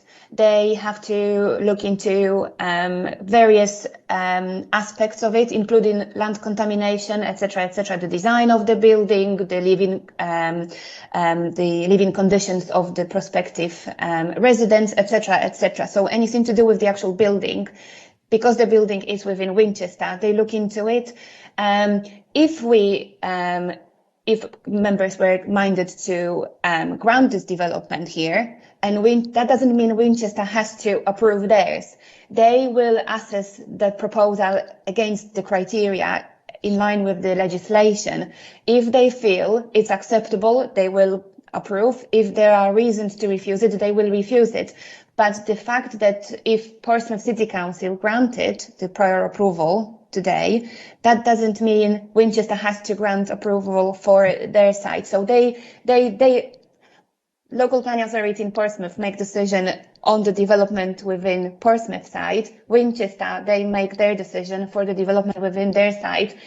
It can be that if today members were minded to approve it, Winchester may refuse it. I know they have, as I mentioned, I know there are issues with land contamination and there might be other issues as well. It's possible they will refuse the application, and that means that the applicant will end up with split decisions from different local planning authorities. But these cases unfortunately happen in situations like this, when a site falls in between of two local planning authorities. So it is unfortunate it would be very unfortunate for the applicant, but it's not unusual. These things happen, and it is unfortunate that there could be joined up thinking in certain cases, but in this case, the applicant decided to submit two separate applications, one to us, one to Winchester, and that was the route they chose. And we, as a local planning authority in Portsmouth, we accepted the application, and we have to consider it as it stands. And Winchester will do the same for their area, and the proposal or the development, the elements of the development which fall on their land. Sorry. So Winchester is not likely to turn around and say, well, Portsmouth think it's okay, it's safe, so therefore on that point we're okay to go ahead. That wouldn't be something that they can do, because they have other aspects of that development to consider. What they don't have is, obviously they don't have the access, and they won't consider the access. So their impacts in terms of transportation and highways will be different, because the access arrangement is in Portsmouth. So they will, the same as we don't consider the design of the building, etc., they won't consider the access, because it falls within Portsmouth City Council area, and it's up to us. They can't refuse this application if they felt the access is not acceptable, because the access is not within their site. Okay. Right. So could we put something in our decision that we have concerns about the safety aspects? I'm sure we can do that if it comes to that, Councillor. We're still on the discussion. Yeah, and yes, I realise that. Yes. Yeah, that's fine. Thank you very much. Point taken. Councillor Judith Smythe, please. I think you were next. Thank you, Chair. I mean, I have doubts about making this decision on its own. I'm sure if we were approving the whole development, we'd want to see a cycle and a footpath built along that road. It would also serve walkers, because I've found myself trying to walk along that verge in the past, and albeit it is a very pretty path down the gap between the quarry and Paulsgrove, you can't actually walk in some of the areas that was implied that we could. It's too steep, but you can. There's a nice walk down there, and I think if I lived there, I probably would take that walk down and maybe get the bus into town and things from there. But you wouldn't want to carry a full load of shopping up that slope, especially if you're of any age. So, I just think that considering this in isolation is almost impossible. I would rather hope that Winchester have a mind to not to approve it. And I do think that we would have to put conditions on it about having pedestrian and cycle routes along the top, which would very, very much help the walker who's enjoying that part of Portsdown Hill. It's a terrible walk along there. I found myself doing it one time, and it's on the verge. It's not safe, and it's very bumpy, and it's not a hospitable environment for pedestrians at all. I've done it fairly recently because we took a longer walk than we'd meant to and had to come back across the top. So that's the first thing. The second thing is that I would be aghast if Winchester were to approve that, because it would be a separate development. And one could imagine they might feel they had to do it because it's already brownfield site. But there's another example of a similar development, which is at East Meon, just opposite the sustainable burial site, which no doubt some of us have been to, which is sort of executive style houses with no services whatsoever, built on a former defence site, which I think has very little justification for development. Quite a lot of Hampshire's former defence sites are in areas of outstanding natural beauty, right on the top of hills. And I would hope they wouldn't be approving it. But I don't particularly want to be part of a decision that encourages them to think it's okay, because I don't think it is. And I think there's plenty of grounds to say that piece of walking along the top there, or even cycling, is something I really wouldn't want to do. And I say I've done it recently. It's pretty scary. People do go quite fast. They go faster than 40, but even 40 is pretty. Imagine doing it with a buggy. You couldn't do it with a buggy without being on the road, and then you would be at risk. Or a wheelchair, if you were a wheelchair user. I'm not happy with this, and I do hear grave doubts about it. And I would certainly go wanting to go walking down in the area of, what is it? It's a local protected area, Portsdown Hill, isn't it? It's a Portsmouth City Council protected area. Lovely, be able to go on little walks down there, but I would not want to walk along the verge up there at the top, because I've done it fairly recently, and it was actually quite an unpleasant experience. Thank you. Councillor Lee Hunt, you wanted to come in on that, and then another question, and then Councillor Luke Stubbs for a question. Yeah, I want to have the officers' views about this junction, because, if you're blind or partially sighted and you're going to take, this, and Councillor Smythe mentioned wheelchair users just now, there are, of course, people who want to be able to cycle, disabled cyclists who use the wheelchair type cycles. And also then there are people who are blind and partially sighted. This junction is not going to, I know they won't be driving, I get that, but that they will want to walk, and they can be barred from this development because they're blind or they're wheelchair users or so on. We're not really, there's nothing here today that I've heard. This isn't a statement, I'll come on to it in a minute. The government's national ambition in the policy framework for cycling says our ambition is we want to make cycling and walking the natural choices for shorter journeys or as part of a longer journey. So councillors here are expressing what the government want, but there's a concern here that is not going to happen if we were to agree this today. Thank you. What do you think about the national policy, planning policy about walking, cycling and active travel then, to the officers and to Peter? How does this fit in with that, this junction? Ezzy or Peter? Everybody wants to come in. Sorry, Chair. Yeah, let's start off with Peter then. Sorry, Chair. Whenever I turn my video on, it seemed to turn my microphone off for some reason. From my perspective, Chair, the site's clearly not accessible, but that's not a reason for refusal or a matter for you to consider in the context of a prior approval application. The only matter that should be a matter that Winchester consider the accessibility of the site when they look at the broader application. The only matters in front of you from a highway perspective are: does it have an impact on the capacity or operation of the network? And I would say it doesn't. There's plenty of traffic capacity. And is it safe for pedestrians or not? I would say it isn't. And then you come to the point of, does this generate more or less pedestrians than the existing lawful use? And is that a material increase or not? And I would say it's about a 30% increase in pedestrians between the different use types. And I would say that is material, and I would suggest a reason for refusal along the lines of the site not being able to offer safe access for cyclists and pedestrians, contrary to para 108 and 109 of the MPPF. Now, clearly that's a judgment call that I reach and is different to the judgment calls of your professional planning officers. I'm merely giving you a local highway authority view, which doesn't take that broader context into account, because I'm a simple engineer. Okay. Can I go over to a letter, please?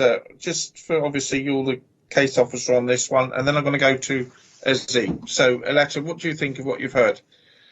Thank you, Chairman. Yes, this is in terms of what can be considered under this application. As I mentioned earlier, it is a prior approval application, so it is planning permission in effect was granted by the legislation for this development, and there are only aspects that we need to consider before the development can go ahead. And unfortunately, sustainability of the location, the promotion of walking and cycling, it doesn't fall into that. The accessibility of the site, the fact that it's not connected to public transport modes, again, this is not part of the material consideration under this legislation. And Winchester City Council, they will not consider this as well, because their submission is made under the same legislation, and that legislation, that part of legislation, doesn't give us the opportunity to consider sustainability of the site. So this issue is in this case won't be considered at all. It can't be considered because it's not a planning application for planning permission. Thank you. Did you want to sort of start wrapping things up on this one? Yes, yeah. I'll just touch on this. I believe Aletta's hinged on this a bit, and I think just where the LHA is not, if I use them, missing the point. The point is the legislation does narrow, the aspects that can be considered on this, and that's with regards increase or changes relating to the traffic entering or leaving a trunk road or the highway road, in case James Callahan Drive in this respect, or would increase or change the traffic or again entering or leaving. And this is where I've highlighted again that there's not any indication that there's been any issues with accessing and exiting this access point, the existing use. And so looking at what is being proposed in numbers, and we're looking at what is coming forward in Winchester and saying the number of occupancy rate, is there going to be any increase that will result in any issues that's being highlighted in the legislation? And I don't believe there is. Okay, I think it's Councillor Luke Stubbs. I think you were next. Any other questions, Councillor? No, I think the points I was going to make have come out of the discussion, so I will withdraw. Thank you very much. Any more questions, members, before we move on to comments? And I know Councillor Jones has put herself on for comments first. So any more questions, members? Any clarifications? Okay then, so we're going to move on to comments, and I've got Councillor Donna Jones first of all, please. Councillor Donna Jones. Thank you very much, Chair. I'd like to propose the officer's recommendation for the access road, taking into consideration the concerns that have been raised today, which I think Winchester will also, of course, give consideration to, the contamination. And yeah, I actually think there are some valid points that have been raised about cycling and footpaths. But I also take on board what Peter Hayward said at the very beginning, that he thinks, in his professional opinion, that it's difficult to tie that into an application for an access road. So on that basis, I'm pleased to propose it. Thank you. So you're proposing with the officers to go with it. Thank you very much, Councillor Jones. See, you're going to have me work cut out here for the last one. Thank you very much. Councillor Lee Hunt, please. Any comments? Yeah, I'm going the other way, and I'm siding with the Highways Authority. We have heard a lot of evidence today. We have heard evidence of already one fatality at this junction, and within close proximity, a number of very serious accidents, which have been described to us by the Highways Authority. And the Highways Authority asked us to consider footpaths in particular for an increase of 30% pedestrians arising out of the proposed application.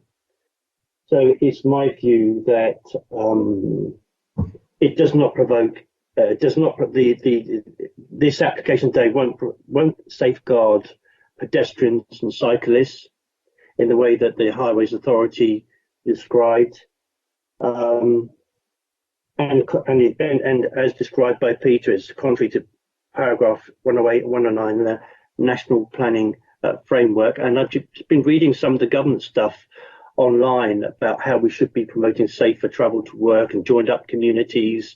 And you know, if we're serious as a local authority about this, we need to start doing it.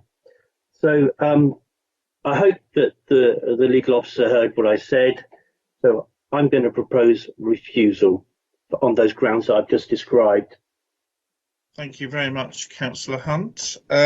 I've got Councillor Luke Stubbs, please. Councillor Luke Stubbs for comments, please.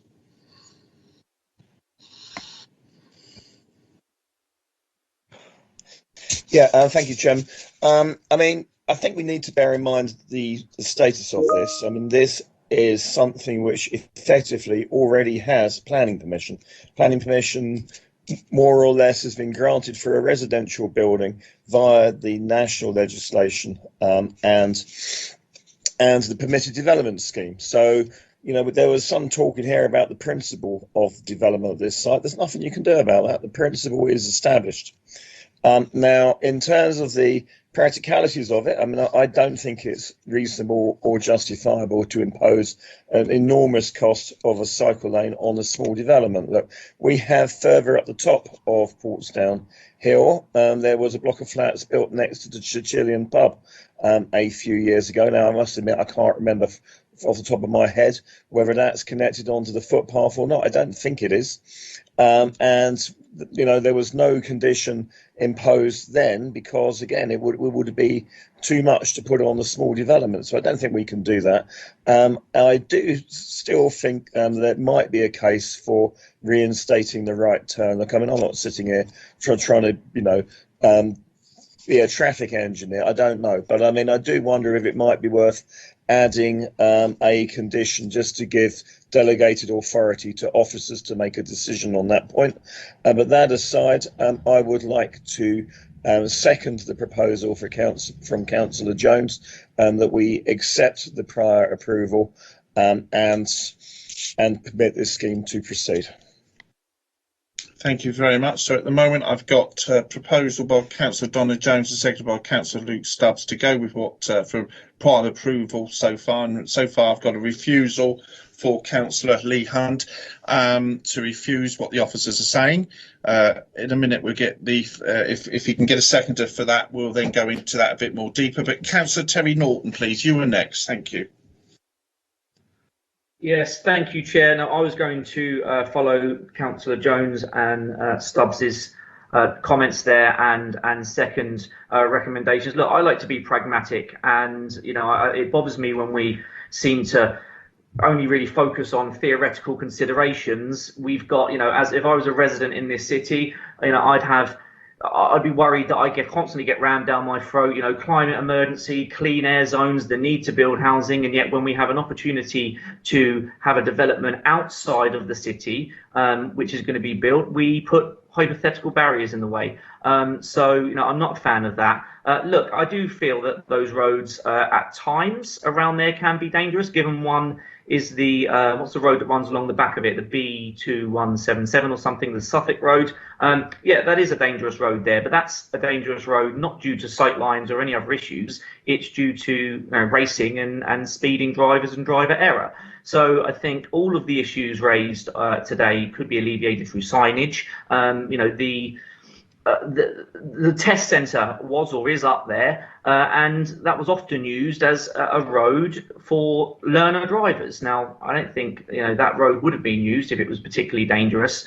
So I'm going to go with a pragmatic approach and say that I do think this will lead to homes being built outside of the city, which is a good thing given our current concerns. And I think the traffic issues or the safety issues there, it's a road that has fairly good sight lines, and it would be driver error. So that's an issue for the police, it's an issue for signage. But I'd err on the side of pragmatism, I think, on this, and will be supporting Councillor Jones and Stubbs in their recommendation. Thank you very much, Councillor Norton. I'm still undecided, I'll be very honest with you all. Anyway, Councillor Judith Smythe, please. You're next. I'd like to second Councillor Hunt's recommendation against this. Thank you very much, Councillor Judith Smythe. Thank you. Okay, thank you. Who else have I got left here? Peter's had to go, by the way. Councillor Hunt. Sorry, you've got your mic on, Councillor Hunt. I just want to clarify something. I'm not looking for an argument, Councillor Norton. No, of course. No. But the 17 flats here would represent something like 0.001% of what we've got to do. But in fact, they won't count towards our city's targets because they'll be outside of the boundary. They'll be Winchester's targets, not ours. We've still got 17,000 to build here. I just wanted to make that little clarification. Yeah, thank you very much, Councillor Hunt. Well taken.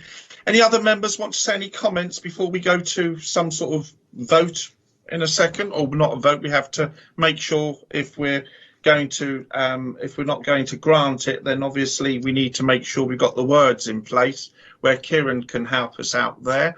Any other comments, first of all? No? Okay. Kieran, I'm going to hand over to you a little bit if I can. So we've got Councillor Lee Hunt and Councillor Judith Smythe for refusal for this, and we've got Councillor Donna Jones and Councillor Luke Stubbs, proposed by Councillor Jones to approve, and Councillor Luke Stubbs to disapprove. So just point us in the right direction. We've got to have some words, haven't we, from Councillor Hunt and Councillor Judith Smythe? I've done those with respect. Yeah, I'm just making sure, thank you very much, that he's happy as well. Thank you. Absolutely. So the approach will be that the first motion to achieve a seconder was the motion to grant prior approval in accordance with the officer's recommendation. There's one point of clarification I'd just like to make in relation to something Councillor Stubbs said in relation to the principle being established by the legislation. That's the General Committee Development Order of 2015. One of the conditions for unlocking and establishing that principle is that the condition of having a prior approval granted is given. So there is that conditionality in that decision making. It's not fully established as might be the case of some permitted development rights. But in substance, I understand the thrust of your argument to be to go with the officer's report and to grant a prior approval. Is that correct? Yeah, I'm I think getting a nod from Councillor Stubbs. Getting a nod. Councillor Jones, that's your understanding as well, yes? Okay, so we're down to vote. So what are we going for first? I've got the point that Luke was making about the PD on the existing building, which has been demolished, but it is there. It's massive, and actually you could have converted that existing building, had it not been demolished, into many more than 28 flats, but that's a separate issue. But yeah, I get the point he was making. Okay, so Kieran, we're going for what we're going for voting first of all. Councillor Lee Hunt's first, is that it? Or Judith Smythe? No, Sorry. Councillor Sorry, Jones. Donna Jones. Sorry, I'll get there in the end. Sorry. So, so the motion proposed on the table is for Councillor Donna Jones, is as agreed, and Councillor Luke Stubb, and this is for a recommendation for approval. Is that correct? Yes. So that's the first one we're going for first of all. So it's Councillor Donna Jones and Councillor Luke Stubbs for approval and what the recommendation from the officers, and that's to grant that. So everybody happy with that before we go to the vote? Yeah. Okay then. So Councillor Judith Smythe, please would you indicate if you're for or against the motion, or do you wish to abstain? I'm against the motion. Against. Okay, thank you. Councillor Atwell, please indicate if you're for or against, or do you wish to abstain? I'm against, Chair. Okay.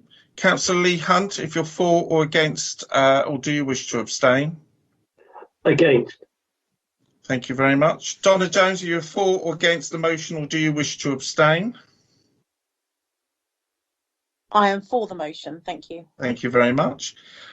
Councillor Terry Norton, are you for or against, or do you wish to abstain? Yeah, I'm for the motion, Chair. Thank you very much. Councillor Lynn Stagg, are you for or against the motion, or do you wish to abstain? Against. Thank you. Councillor Luke Stubbs, are you for or against the motion, or do you wish to abstain? For. Councillor Claire Oody, are you for or against the motion, or do you wish to abstain? I'm against. Okay, and myself to vote, I'm against that as well. Okay, so that has fallen. So now we move on to the next one, which is for Councillor Lee Hunt and Councillor Judith Smythe. This is for refusal. Is that correct, Kieran? Yes? Okay, I'm not getting nothing else. So this is for refusal. Councillor, if I may. Yes, and add the words to it. Sorry, yes, that we're voting. Yes, Sorry, I will have to.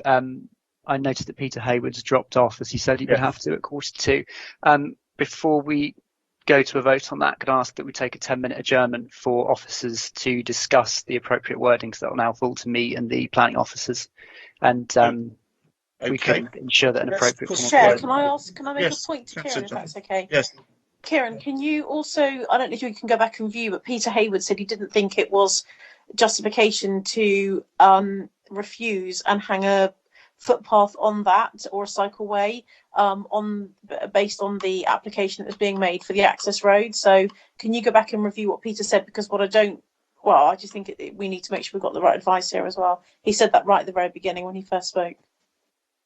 In as much that he agreed that it wouldn't be proportionate against the quantum of development to condition. I think that was the reason he was saying Yeah, it. Yeah, he definitely said it, but I think it was about that. However, other people here may consider that it is proportionate, not wishing to provoke an argument, but no, we don't want to get on to that. We've had the discussion. Thank you, Councillor Hunt, and everything. And of course, the point is, councillors, that conditions are to be used where proportionate to overcome objections to development. If the condition that you would be imposing is disproportionate to the development, and the correct route to steer it down is to refuse the development rather than impose a condition that can't actually be enforced. Yeah. Okay then, Kieran. Members, so it's now 4 o'clock. So if we can reconvene at 4:10, just to remind members, please, to switch your microphones off, and you can be seen and heard if you leave them on. Thank you very much. We'll see you at 4:10. Thank you, members.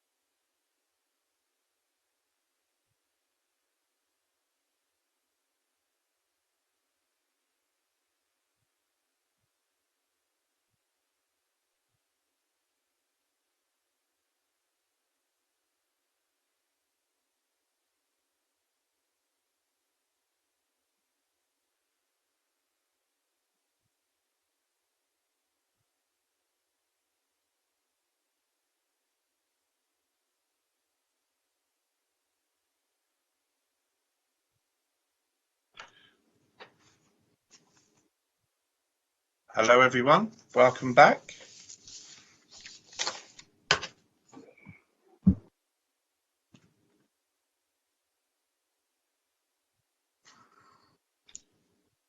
Hello, members. Everybody, welcome back. Thank you. I can hear you, David. Thank you very much, Councillor. Anna, do you want to check that everybody's back in the room?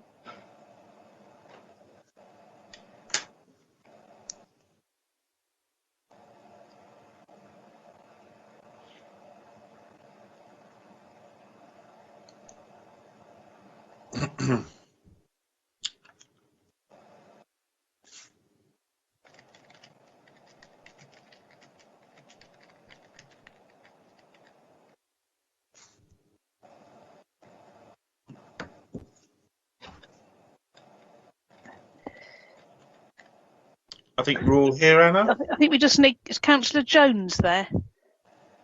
Because I think you're all there. Yeah. Oh, right, that's all of you now. Yeah, thank you. Thank you very much. Just checking the officers are back, are they? And Kieran?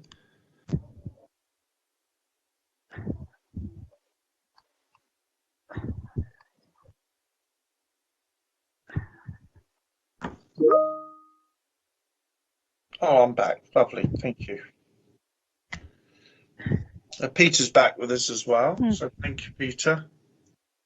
Kieran, are you back with us, sir? I think it says he's on hold. Ah. Along with Eze's on hold. But... Ah.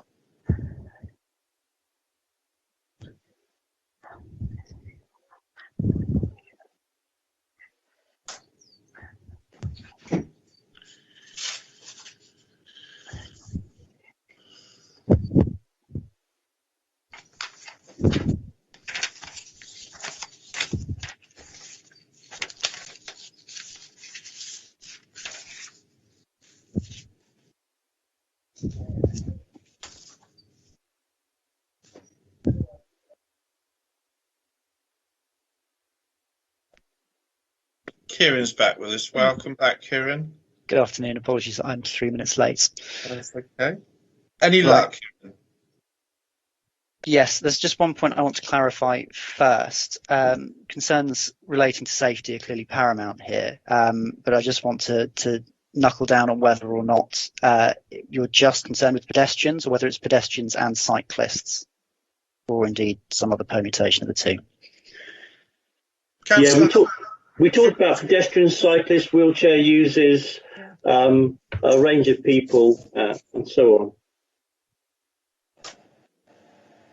on. Okay, thank you very much. Thank you, Kieran. Clive, did you want to come in with anything there to add to what Kieran's? No, it's any pedestrians, cyclists, wheelchairs, people with pushchairs, yeah, all that. Okay, thank you, Councillor. Chair, it might be easier just to refer to them as vulnerable road users. Vulnerable road users. That would be a catch-all group. Is that acceptable, Kieran? Yes, thank you, Peter. I didn't know you were returning. Thank you. That's appreciated. When you say vulnerable road users, you're referring to pedestrians and cyclists within that bracket? That's a catch-all term for non-motorists. I'll be with you. Okay, Peter, then I will run this past you first for a professional view before members can comment.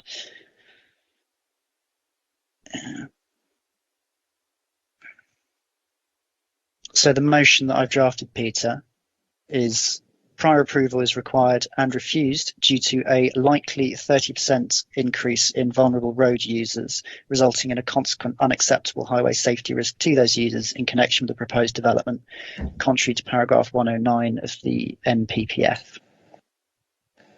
I think it's contrary to para 108 and 109. 108 requires safe and suitable access to the site for all users, which would be a particularly helpful reference to have if I'm defending this. Much obliged. It would be nice to use that wording, in all honesty, that the proposal doesn't provide safe and suitable access to the site for all users. Okay. So, Peter, I'm sorry, Chair, I wasn't part of the officer discussion. No, that's fine. That's absolutely fine. We need to get it right before we vote on it because it's important. Because obviously, as you said, it's up for a challenge. So, Kieran, do you want to read that out again? Do you mind? Just bear with me a second. Yeah, no problem.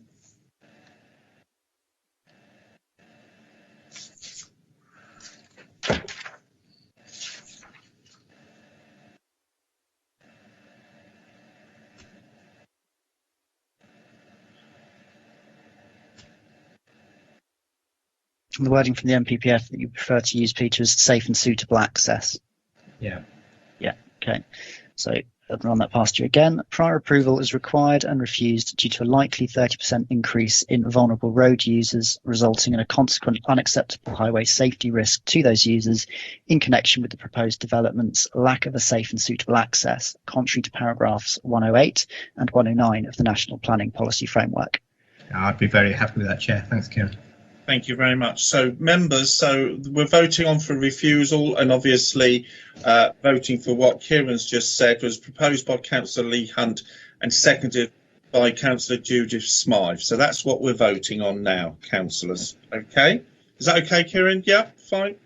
Okay then, so Councillor Judith Smythe, please, would you indicate if you're for or against that, or do you wish to abstain? I'm for this recommendation against approval. Yeah, thank you very much. Councillor Atwell, please. You for, against, or do you wish to abstain? I'm for the motion, Chair. Okay. Councillor Lee Hunt, please indicate if you're for, against, or the motion, or do you wish to abstain? For. For. Councillor Donna Jones, please indicate if you're for, against the motion, or do you wish to abstain? Against. Councillor Terry Norton, please indicate if you're for or sorry, will you please, if you're for or against the motion, or do you wish to abstain? I'm against, Chair. Thank you very much. Councillor Lindstag, please indicate if you're for or against the motion, or do you wish to abstain? For. Okay. Councillor Luke Stubbs, please indicate for or against, or do you wish to abstain? Against. Councillor Clary, would you please indicate if you're for or against the motion, do you wish to abstain? For. Okay, and my vote will be for. So could Anna please add up, please? Yeah, that's 6 who are for the motion and 3 who are against. So that's been carried, members. Thank you very much. Thank you, everyone. Can I first of all thank the officers then for over the year giving me a great deal of support there, and can I thank you members as well for all your contributions over the year. I really appreciate it.